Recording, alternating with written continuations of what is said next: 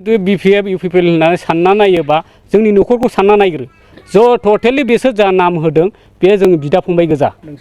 बिपिएफआ जों माबा बिदा फंबायल' नामा बिपिएफआ बिजेपिआ जों बिदा फंबायल' नामा बेयावथ' पार्टि लेभेलबा जोङो बेयाव मेरला मानसि जानानै नांलाय खमलाय जागौमोन बिसोर सयजनबो बुजागौमोन मैयानि हराव जा 3 नं दावरे गामियाव घटना जालांनाय बिनि एलिगेसन लाबोनायाव आं बेखौनो फोरमायनो सानदोंदि तारमाने जोंथ' मोनायावहाय जों गावबा गाव न'आव उन्दुनानै दंजोबोमोन ओमफ्राय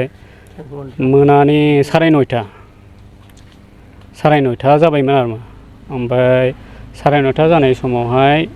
आदाया थिग बिजेपिनि माबा नमिनेसन होनानै न' फारसे रावना होबोदोंमोन रावना होबोनायावहाय बिसिनि गारिया लामायाव दोनथैदों जोंनि 3 नम्बर दावगानाय बिसोरथ' गलादांनिसो बिसोरो दंला बिसोर 6 जनमोन 6 जनजोंथ' जों बयजोंबो नांलायनो खमलायनो थाङाखै ओमफ्राय बे समाव बे दंलाया लामायाव गारिखौ होथेना दोनदों मानसिया लोंनाय ओमफ्राय बे माखासे मानसियाथ' न' हाबदों कनभेन्ट खालामनो इउपिपिएलनि होननानै लादों गावसोरनो बेनि कनभेन्ट खालामहैदों बेयाव जोंहा जेबो खोथा बुंनांगौ खोथा गैया बबाव थाङो थां बबाव मा रायलाय हरनि 9:00 फैनाय बिसोर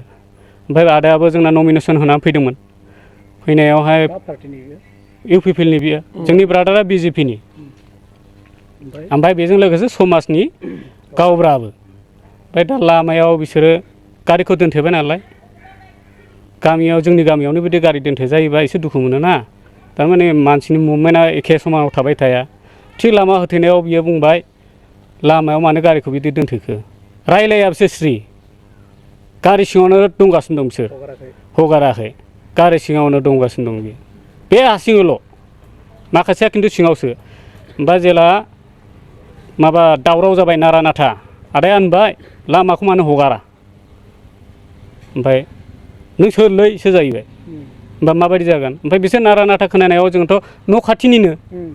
जोंनि बिदाखौ बिदि अननाय खालामोबा जों थागोन नामा थानाय नङा बिनि फिसाला ओमफ्राय जों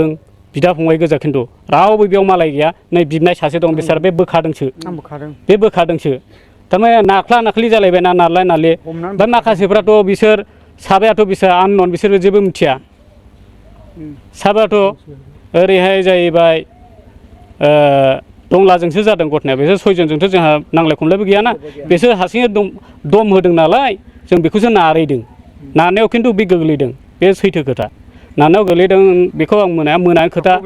हाखराव गोलैलांदों बेल' बिथांमोना बुदों होननानै अभियोग लाबोदों मा बुंदों बेथ' मिसा खोथा बुदोंबा बिदि दोरोनो हागोन नामा बियो आरो बे बिथाङा दि जौ लोङाखै होनदों बेयो बेसेबां जौ लोंनायमोन बेखौ डाक्टारफोरनावबो सोंबा मोनगोन जोंथ' पार्टिनि खोथाखौ लानानै जों जेबो बुंनो साना जोंना मेन दायथ'आ जोंनि ब्रादारखौ आटखायना लाखिदों नालाय जोंना लायदों जों बिदाखौथ' जों बासायना लायनांगोन ना दा बिसोरदो मैया मिडियायाव हगारदों जौ लोंदों मादों बिदि होननानै जोंनि ब्रादारखौ बानसावदों बे टटेलि मिसा खोथा बे गामिनि सासे गावब्रा जानानै बिदि खालामनो हायो नामा हाया आरो बिसोर गलादाङैनो फैनानै जोंखौहाय बिदि गामियाव बिदि खालामनायाव अननाय जादोंना ओंखायनो बिसोर पार्टि लेभेलनि थाखाय गावसोर मा साना जों बेखौ जेबो मिथिया गावसोरनि मा पार्टि माबाखौ लाबा लाबनि थाखाय मा बुंदों मा बुङा बेखौ जों बुंनो थाङा बिपिएफ इउपिपिएल होननानै सानना नायोबा जोंनि न'खरखौ सानना नायग्रो ज' टटेलि बिसोर जा नाम होदों बे जों बिदा फंबाय गोजा बिपिएफआ जों माबा बिदा फंबायल' नामा बिपिएफआ बिजेपिआ जों बिदा फंबायल' नामा बेयावथ' पार्टि लेभेलबा जोङो बेयाव मेरला मानसि जानानै नांलाय खमलाय जागौमोन बिसोर 6 जनबो बुजागौमोन बोरैबाबा बिसोरबो 6 जना जोंखौ बुगौमोन नारा नाथा जागौ बेयाव मानो सासेखौल' जोङो माबा हमनानै नारला नारलि जानाय बे मानो जाखो माखासेया मानो ओरैनो जेबो जायाखै मानो जेबो बुंनो रोङाखै बिसोर बे दावराव दावसिया पार्टिजों माबा मोनसे लोब्बा पार्टिजों बेयो जेबो लोब्बा गैया बबे बिपिएफ बबे इउपिपिएल बे बबे बिजेपि बेजों जोंना जेबो सम्पर्क गैया